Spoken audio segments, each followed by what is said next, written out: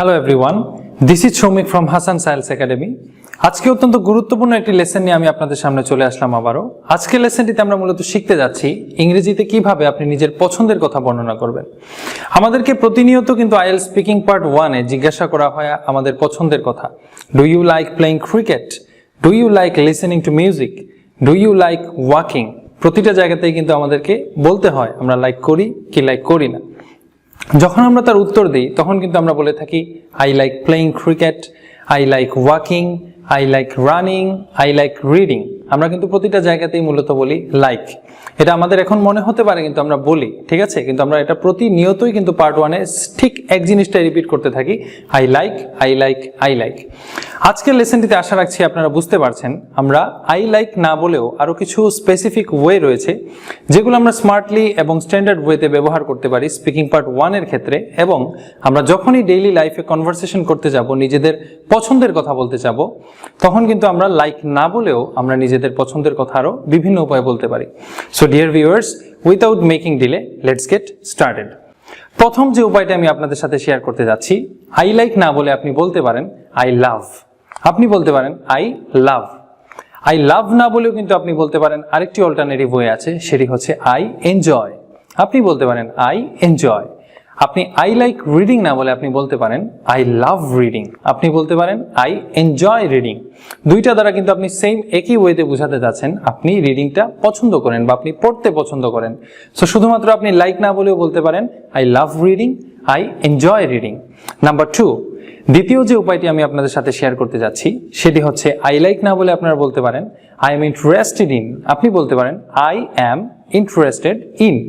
তারপর আপনি যে জিনিসটার প্রতি আপনার পছন্দ বা যে জিনিসটা আপনি পছন্দ করেন আপনি সেই জিনিসটা বলতে পারেন I am interested in playing cricket, I am interested in listening to music. আমি গান শুনতে পছন্দ করি, আমি বই পড়তে পছন্দ করি। আপনি কিন্তু আই লাইক না বলেও বলতে পারেন। নাম্বার 3, তৃতীয় যে উপায়টি শেয়ার করতে যাচ্ছি, আপনারা আই লাইক না বলে বলতে পারেন I M A fan of. আপনারা বলতে পারেন I M A fan of. তখন আপনারা বলতে পারেন I M A fan of cricket, I M A fan of football, I M A fan of playing cricket. এরকম ভাবেও কিন্তু আপনারা চাইলে বলতে পারেন আমি এটা পছন্দ করি। সো শুধুমাত্র আই লাইক না বলেও কিন্তু আমরা এই 3-4টা উপায়ে নিজেদের অপিনিয়ন দিতে পারি।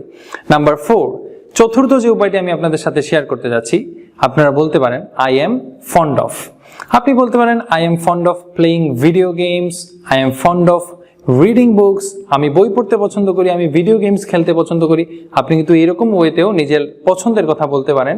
শুধুমাত্র আই লাইক না বলেও কিন্তু আমরা এই অল্টারনেটিভ ওয়েজগুলো ব্যবহার করতে পারি স্পিকিং পার্ট 1 এর ক্ষেত্রে নিজেদের অপিনিয়ন যখন আমরা দিব। Number 5 and the last one, পঞ্চম যে উপায়টি আমি আপনাদের সাথে শেয়ার করতে যাচ্ছি, আপনারা বলতে পারেন আই অ্যাম প্যাশনেট অ্যাবাউট।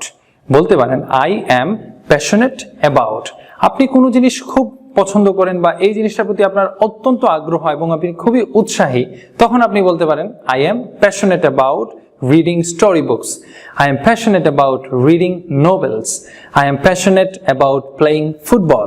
আমি ফুটবল খেলতে অতি উৎসাহী, আমি ফুটবল খেলতে খুবই পছন্দ করি, অথবা আমি নোভেল পড়তে খুবই আগ্রহী। আপনারা কিন্তু শুধুমাত্র আই লাইক না বলেও আজকে যে 5টি উপায় আমি আপনাদের সাথে শেয়ার করলাম, এই 5টি উপায়ও কিন্তু নিজেদের পছন্দের কথা আপনারা শেয়ার করতে পারেন। নিজেদের যে পছন্দ সেটা আপনি রিপ্রেজেন্ট করতে পারেন স্পিকিং পার্ট 1 এ স্মার্টলি এবং স্ট্যান্ডার্ড ওয়েতে।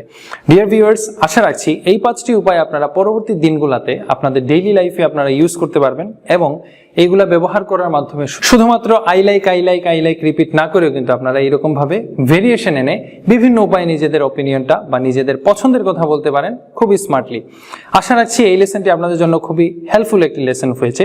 আপনারা আগামী দিনগুলোতে এই বিষয়গুলো শেয়ার করতে থাকবেন আপনাদের ডেইলি লাইফে যখন স্পিকিং পার্ট 1 এ আনসার দিবেন বা নিজেরা কনভারসেশন করবেন।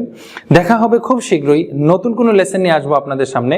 ততদিন পর্যন্ত আমাদের সাথেই থাকুন। আমাদের ফেসবুক পেজ HASAN'S একাডেমি এবং আমাদের ইউটিউব চ্যানেল HASAN'S এ সাবস্ক্রাইব করে আমাদের সাথেই থাকুন। আমরা প্রতিনিয়ত চেষ্টা করব নতুন কিছু লেসন আপনাদের সাথে শেয়ার করার জন্য, যাতে করে আপনারা সেই বিষয়গুলো আপনাদের প্রয়োজনীয় কাজে ব্যবহার করতে পারেন। Thank you.